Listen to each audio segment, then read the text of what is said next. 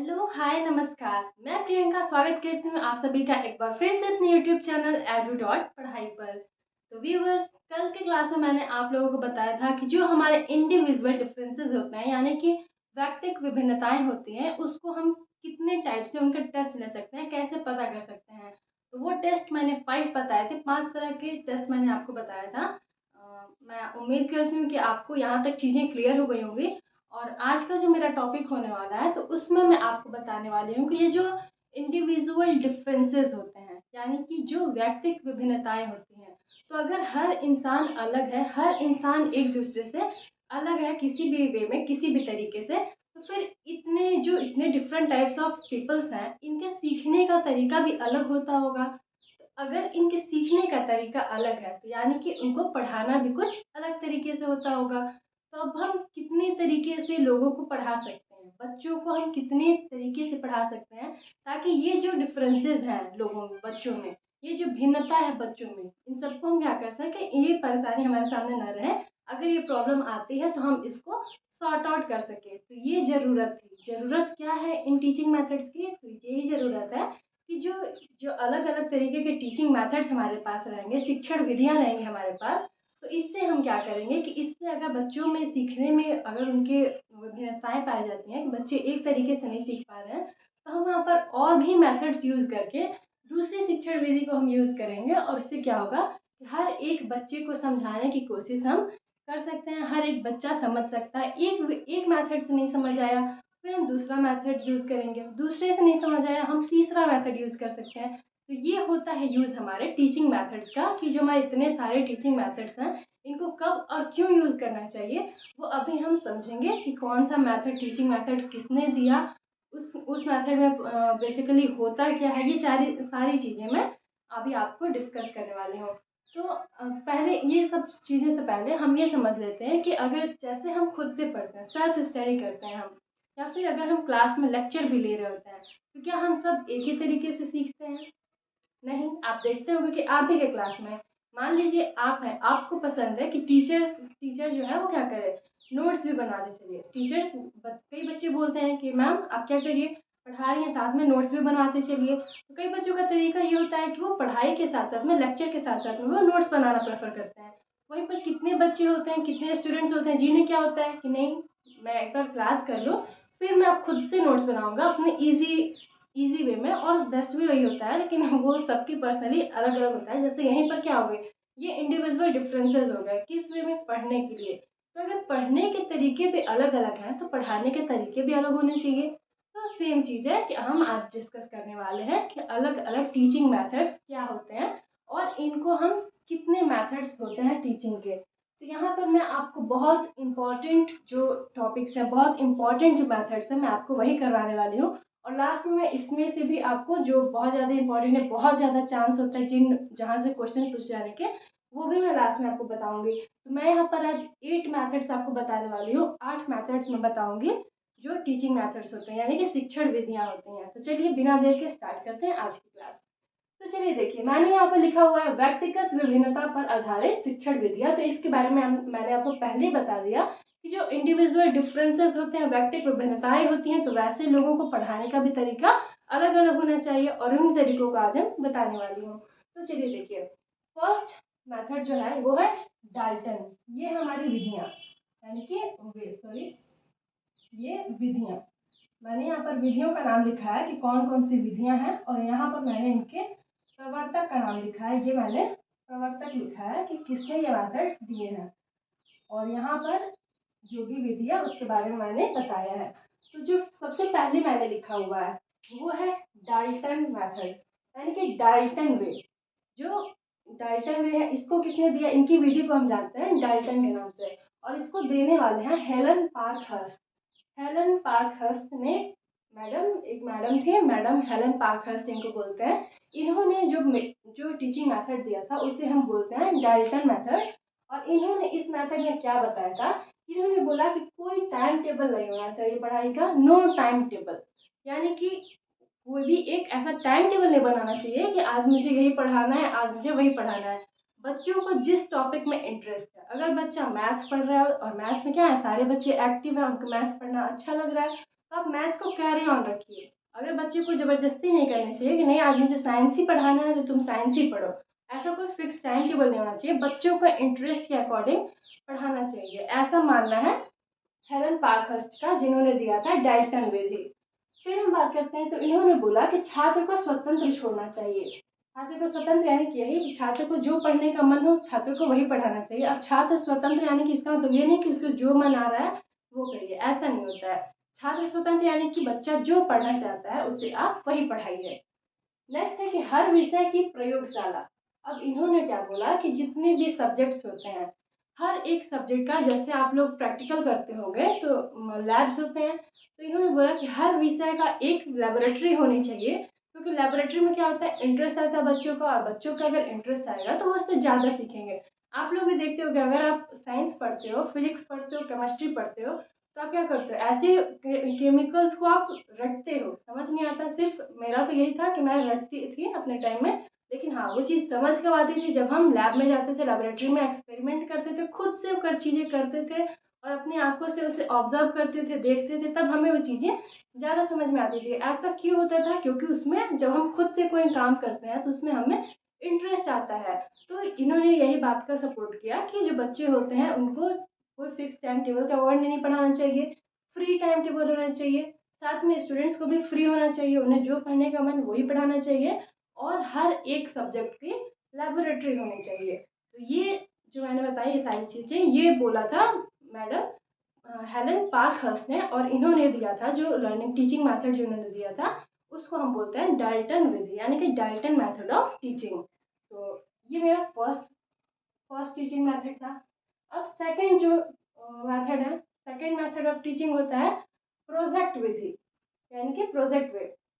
अब प्रोजेक्ट वे में क्या होता है, तो प्रोजेक्ट मेथड को देने वाले थे किलपैट्रिक। किलपैट्रिक ने दिया था प्रोजेक्ट विधि। अगर आपसे क्वेश्चन पूछा जाता है कि प्रोजेक्ट विधि के जनक कौन थे या फिर प्रोजेक्ट विधि को किसने बताया था, तो आप वहाँ पर टिक करोगे किलपैट्रिक। किलपैट्रिक ने दिया था प्रोजेक्ट विधि। अब बात करते हैं कि इस मेथड में इन्होंने क्या बताया था। तो इन्होंने बताया कि आप अगर बच्चों को पढ़ा रहे हो तो आप उसके आसपास वैसी परिस्थिति उत्पन्न करिए। परिस्थिति उत्पन्न करिए यानी कि वैसे सिचुएशंस क्रिएट करिए कि बच्चा क्या करे उससे खुद को रिलेट कर सके उस टॉपिक से। उसके आसपास आप ऐसा सराउंडिंग बनाइए, ऐसा इन्वायरमेंट बनाइए कि बच्चे क्या करें उससे खुद को अटैच कर सकें। और दूसरा है कि स्वयं सामाजिक वातावरण को पूरा करना, और एक टीचर को चाहिए वो खुद क्या करे बच्चे के आसपास के सामाजिक वातावरण वैसा बना दे। अब टीचर अपने आसपास का वैसा सराउंडिंग कैसे बना देगा कि बच्चा खुद को इंटरेक्ट कर सके। प्रोजेक्ट वे। अब प्रोजेक्ट वो मीन्स ये नहीं कि जैसे आप लोगों को मिलता है फाइल वाला प्रोजेक्ट बनाना, ये यहाँ पर इस सेंस से मतलब नहीं है कि आपको फाइल्स दे देंगे बनाने के लिए, वहाँ पर मुझे नहीं लगे कुछ बच्चे का क्या होता है कुछ हेल्प होती है, क्योंकि प्रोजेक्ट में सब क्या करते हैं, सब कोई क्या करता है गूगल करते हैं, हम नोटबुक्स खोलते हैं, बुक्स ओपन करते हैं, वहाँ से कॉपी पेस्ट करते हैं। पर ये वाला मेथड उन्होंने नहीं सजेस्ट किया था। प्रोजेक्ट से इनका मतलब था कि जैसे आप बच्चों को क्या कर दिए, कोई एक टॉपिक दे दिए कि हाँ सेव इन्वायरमेंट आपका टॉपिक है, आप जाइए आप अपने आसपास के लोगों को अवेयर करिए। इसके लिए आप कैसे लोगों को अवेयर कर सकेंगे, तो बच्चे क्या करेंगे, आप बहुत सारे आइडियाज सोचेंगे बच्चे कि हम कैसे लोगों को जागरूक कर सकते हैं, कैसे अवेयर कर सकते हैं। और उनका प्रोजेक्ट ऐसे ही होता था कि जैसे किसी ने दे दिया कि आप सफाई के लिए, किसी को सेव वाटर, किसी को सेव इन्वायरमेंट, ये सारे टॉपिक्स ऐसे बच्चे में बांट दिए जाते थे और बोले इन्होंने कि आप लोगों को अवेयर करिए, आप कैसे इनकरेज करेंगे लोगों को, कैसे समझाएंगे लोगों को कि उन्हें वाटर को सेव करना चाहिए, पानी को बर्बाद नहीं करना चाहिए, इन्वायरमेंट को बचाना चाहिए, प्लांटेशन के लिए अवेयर करना है। तो ये सारी चीज़ों को आप बच्चे अब कैसे क्या क्या सोचेंगे बच्चे, क्या करेंगे बच्चे, कोई बच्चा क्या करेगा खुद से प्लांटेशन करके दिखाएगा, प्रोजेक्ट करके बच्चा दिखाएगा, वहाँ पर कोई गाने के थ्रू सिखा सकता है, कोई अच्छी अच्छी ड्राइंग्स बनाएगा, पेंटिंग्स बनाकर लोगों को दिखाएंगे कि हमें ऐसे करना चाहिए, कोई क्या करेगा लिस्ट बनाएगा कि हाँ इन्वायरमेंट को हमें क्यों बचाना चाहिए। तो ये बच्चे अलग अलग स्किट होते हैं, यानी कि जिसे हम नुक्कड़ नाटक बोलते हैं, कुछ बच्चे नुक्कड़ नाटक के थ्रू लोगों को अवेयर करेंगे। तो ये यहाँ पे बहुत टाइप ऑफ थिंकिंग यहाँ पर बच्चों की आएगी और बच्चे उससे खुद को रिलेट कर सकेंगे। तो ये हो गया हमारा सेकंड कि प्रोजेक्ट विधि दिया था किलपैट्रिक ने। अब मेरा थर्ड जो टीचिंग वे है वो है ड्रैकोली मेथड। ड्रैकोली टीचिंग मेथड, इसको हम ड्रैकोली विधि बोलते हैं, और ड्रैकोली विधि को देने वाले थे ओविड ड्रैकली। ओविड ड्रैकली ने दिया है, इनके नाम से इनका मेथड है, ओविड ड्रैकली ने ड्रैकोली दिया हुआ था, ड्रैकोली मेथड। इसके लिए क्या था कि इन्होंने बोला था कि जीवन के लिए जीवन द्वारा शिक्षा, यानी कि इनका मानना था कि अगर आप किसी को उसके लाइफ के लिए ही एजुकेशन दे रहे हो, जीवन के लिए उसके पढ़ा रहे हो, तो जीवन के थ्रू ही उसे शिक्षा मिलनी चाहिए। अब इसका ये बहुत आपको कन्फ्यूजन लग रहा होगा, तो इससे इनका मतलब ये था कि अगर किसी हम बच्चे को जीने के लिए हम शिक्षा दे रहे हैं कि अपने लाइफ को बेटर वे में जी सके, अपनी लाइफ को अच्छी तरीके से जी सके, तो उसके लिए हमें कैसे शिक्षा देनी चाहिए, जीवन के थ्रू ही शिक्षा देनी चाहिए। यानी कि हमें उसको वैसे सिचुएशंस में डालने चाहिए जहाँ जो सिचुएशन उसके लाइफ में आने वाले हैं, और उन सिचुएशंस के थ्रू ही हम बच्चे को सिखाना चाहिए। तो ये हो गया कि जीवन के लिए जीवन द्वारा शिक्षा। फिर उन्होंने बोला कि बालकों का विभाजन उनकी रुचि और क्षमता के अनुसार होना चाहिए। अब उन्होंने बोला कि बच्चों का जो हम पार्टीशन करते हैं, तो बच्चों का पार्टीशन किस बेस पर होना चाहिए, तो बच्चों का जिसमें इंटरेस्ट हो। मान लीजिए हम स्पोर्ट्स ऑर्गेनाइज करवा रहे हैं अपने स्कूल में, तो बच्चों का हम वहाँ पर डिवीज़न कैसे करेंगे कि जिन बच्चों का इंटरेस्ट क्रिकेट में होगा उन्हें हम क्रिकेट में भेजेंगे, जिन बच्चों को फुटबॉल में इंटरेस्ट है उसे ही हम फुटबॉल में भेजेंगे। ये नहीं कि जिसे फुटबॉल पसंद है हम उस पर अपनी मर्जी थोप रहे हो कि नहीं तुम्हें तो क्रिकेट ही लेना है, नहीं तुम्हें तो चेस ही खेलना है। तो ऐसा नहीं होना चाहिए। बच्चों को उनके इंटरेस्ट और उनकी एबिलिटी, जो उनके अंदर जो क्षमताएं हो, उन क्षमताओं के अनुरूप ही हमें उन्हें विभाजन करना चाहिए, ये बोला था ड्रैकोली ने। तो ये हो गया थर्ड। अब फोर्थ जो है, फोर्थ मेथड है वो है किंडरगार्टन, और यहाँ से बहुत क्वेश्चन पूछे जाते हैं किंडरगार्टन से। तो किंडरगार्टन जो मेथड था हमारा, उसको देने वाले थे फ्रोबेल। फ्रोबेल ने दिया था। फ्रोबेल का अगर पूछ दिया जाए कि फ्रोबेल का टीचिंग मेथड किसने क्या था, किसने दिया था किंडरगार्टन मेथड, तो वहाँ पर आप लगाओगे फ्रोबेल। अब फ्रोबेल ने क्या बोला था, इन्होंने बोला कि खेल द्वारा शिक्षा और बाल केंद्रित, यानी कि इन्होंने बोला था फ्रोबेल साहब ने, अगर हम जब बच्चों को पढ़ाते हैं तो उन्हें खेल के थ्रू पढ़ाना चाहिए। अब खेल के थ्रू कैसे पढ़ाओगे आप, देखिए होगे अभी जो हम छोटे क्लासेस, छोटी कक्षाओं में जो बच्चे होते हैं उन्हें कैसे पढ़ाते हैं हम, प्ले स्कूल्स होते हैं, वहाँ पर क्या जाता है, खेल खेल में बच्चों को सिखाया जाता है। ये खेल में जो बच्चों को सिखाया जाता है, इस टीचिंग मेथड के जो प्रवर्तक थे, जो देने वाले थे, वो थे फ्रोबेल। इन्होंने एक बात और बोली थी, खेल विधि के साथ साथ में इन्होंने बोला था कि जो टीचिंग होती है वो बाल केंद्रित होनी चाहिए, यानी कि चाइल्ड सेंटर्ड होने चाहिए। पहले क्या होता था, पहले टीचर सेंटर्ड होता था, यानी कि टीचर को जो मन टीचर वही पढ़ाएगा, उसको जैसे मन वो वही पढ़ाएगा, बच्चे बीच में क्वेश्चन नहीं पूछ सकते हैं। तो ये सारा टीचर सेंटर्ड था। लेकिन फ्रोबेल ने बोला कि जब हम टीचिंग करते हैं तो टीचिंग चाइल्ड सेंटर्ड होनी चाहिए, यानी कि बच्चों को हमें केंद्र मानना चाहिए, बच्चे सेंटर होना चाहिए पढ़ाई का, यानी कि बच्चों को जो मन वो पढ़ाया जाए। बच्चों को जब क्वेश्चन पूछना हो बच्चे क्वेश्चन पूछे, उनका जो इंटरेस्ट वही पढ़ाया जाए। तो इनका था कि बच्चों का जो हमारे बाल केंद्रित शिक्षा का इन्होंने सपोर्ट किया था फ्रोबेल साहब ने। तो ये हो गया हमारा खेल द्वारा शिक्षा और बाल केंद्रित। अब फिफ्थ है विनेटिका मेथड, विनेटिका विधि। अब विनेटिका विधि को देने वाले थे कार्ल्टन बार्सबर्न ने दिया था विनेटिका मेथड। अब इस मेथड में इन्होंने क्या बताया था, तो इन्होंने बोला कि पाठ्यक्रम छोटी इकाइयों में होना चाहिए। जैसे कि आप लोग देखते होंगे कि आपका जो सिलेबस होता है, उस सिलेबस को इन्होंने बोला कि छोटे छोटे यूनिट्स में होना चाहिए, एक ही बड़ा पाठ्यक्रम नहीं होना चाहिए, छोटे छोटे यूनिट्स में होना चाहिए सिलेबस। फिर उन्होंने बोला कि अपनी गति से सीखकर स्वयं अपने ज्ञान की परीक्षा लेना है। अब इन्होंने क्या बोला कि हर एक बच्चे, जैसा मैंने बताया था कि हर बच्चे के सीखने का स्पीड क्या होता है, डिफरेंट होता है। कोई बच्चा कोई चीज़ बहुत जल्दी सीख लेता है, वही सेम चीज़ कोई दूसरा बच्चा सीखने में बहुत टाइम लगाता है। ऐसा क्यों होता है, क्योंकि बच्चों के सीखने की स्पीड में डिफरेंस होती है, कोई स्लो लर्नर होता है, कोई फास्ट लर्नर होता है। तो इन्होंने बोला था कि बच्चों को अपनी गति से सीखने देना चाहिए और सीख कर खुद ही उन्हें अपने टेस्ट देना चाहिए। टेस्ट देना चाहिए यानी कि अपनी परीक्षा खुद ही लेनी चाहिए, क्योंकि ये जो एग्जामिनेशन होता है इसका क्या होता है, इसका बच्चों पर बहुत ज़्यादा प्रेशर होता है एग्जामिनेशन का।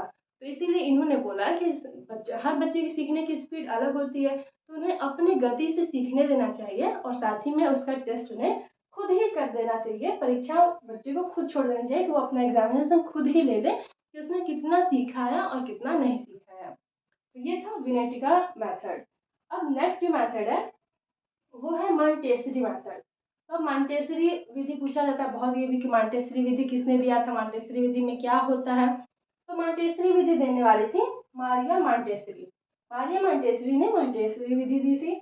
और अब इनका क्या था, इन्होंने बोला था कि मनोवैज्ञानिक प्रणाली ये है, मनोवैज्ञानिक प्रणाली यूज करते हैं, यानी कि बच्चों के मन के अनुसार, बच्चे जिस स्तर के हैं उनके इस स्तर, बच्चों के लेवल के अकॉर्डिंग ही उन्हें शिक्षा दी जानी चाहिए। अब ऐसा नहीं कि बच्चा अभी क्लास फर्स्ट में और आप उसे क्लास फिफ्थ लेवल का पढ़ा रहे हो, तो टीचर को क्या होना चाहिए, टीचर को बच्चों से मनोवैज्ञानिक रूप से जुड़ना चाहिए, बच्चों के स्तर पर जाना चाहिए और फिर वहाँ पर उनके उनके अकॉर्डिंग ही पढ़ाना चाहिए। हर बच्चे के स्तर के हिसाब से शिक्षक को पढ़ाना चाहिए। और साथ ही ने बोला कि व्यवहारिक उपकरणों व सभी इकाइयों के माध्यम से शिक्षा, और ये बोला कि कोई एक ही तरीके से नहीं, बहुत तरह के इकाई से बच्चा पढ़ाना चाहिए और उपकरणों का भी यूज़ करना चाहिए। उपकरणों में जैसे इन्होंने फ्लैश कार्ड के बारे में बताया था, फ्लैश कार्ड, टीएलएम्स जो होते हैं हमारे टीचिंग लर्निंग मटेरियल्स, इसका यूज़ करने के लिए भी इन्होंने प्रमोट किया था कि आप फ्लैश कार्ड्स का यूज़ कर सकते हैं आप बच्चों को पढ़ाने के लिए। जिन भी चीज़ों से बच्चों में इंटरेस्ट जगा सके पढ़ने के लिए, बच्चे रुचि लेने लगे पढ़ने में, वो सारी चीज़ों को यूज़ करना चाहिए हमें, ये बताया था मारिया मॉन्टेसरी ने। तो अभी 2 मेथड और भी हैं, मैं वो भी आपको बताती हूँ। अभी मैंने 6 मेथड आपको बता दिए, और यहाँ से जो सबसे ज़्यादा इम्पोर्टेंट हो जाता है वो हो जाता है आप लोग के लिए किंडरगार्टन, फिर प्रोजेक्ट विधि वाला क्वेश्चन बहुत बार आया है, प्रोजेक्ट विधि को किसने दिया था। फिर ये जो डाल्टन विधि था, डाल्टन विधि भी आपका इम्पोर्टेंट है। ये 3 से क्वेश्चन, अभी जो मैं 2 करवाने वाली हूँ ये दोनों भी बहुत ही ज़्यादा इम्पोर्टेंट है, इसको भी आप लोग देख लीजिएगा। तो जो 7th है वो है ह्यूरिस्टिक विधि। अब ह्यूरिस्टिक विधि ये भी बहुत ज़्यादा इम्पोर्टेंट हो जाता है, आप लोग इसे नोट डाउन कर लीजिएगा। और मैंने जो इसके पहले वाली जो बोर्ड पर मैंने लिखा हुआ था, इसका आप स्क्रीनशॉट भी ले सकते हो, क्योंकि ये आपको नोट डाउन करोगे, आपको एग्जामिनेशन टाइम में आपको बहुत हेल्प मिलेगी इसे रिवाइज करने में। अब ये ह्यूरिस्टिक विधि है, ह्यूरिस्टिक विधि नाम थोड़ा सा अजीब सा है। तो ह्यूरिस्टिक विधि को दिया किसने था, तो इसे दिया था आर्मस्ट्रॉन्ग साहब ने, आर्मस्ट्रॉन्ग साहब ने इसे दिया था, आर्मस्ट्रॉन्ग, ह्यूरिस्टिक विधि, आर्मस्ट्रॉन्ग।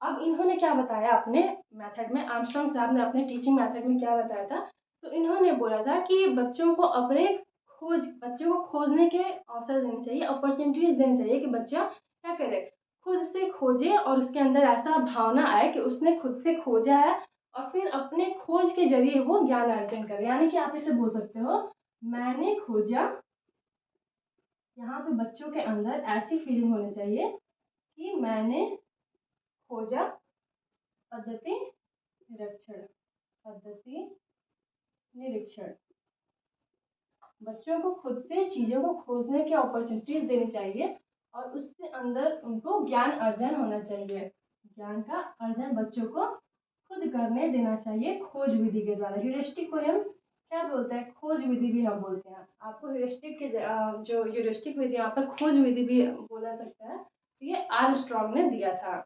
नेक्स्ट जो हमारा सबसे लास्ट है वो है बेसिक बेसिक शिक्षा प्रणाली, 8th है बेसिक शिक्षा प्रणाली, यानी कि आप इसे बेसिक एजुकेशन सिस्टम अपनी मेथड कह सकते हो, बेसिक शिक्षा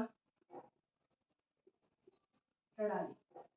अब इसको देने वाले कौन थे, तो इसको देने वाले इंसान जो थे बहुत ही फेमस है, आप सब उन्हें जानते हैं।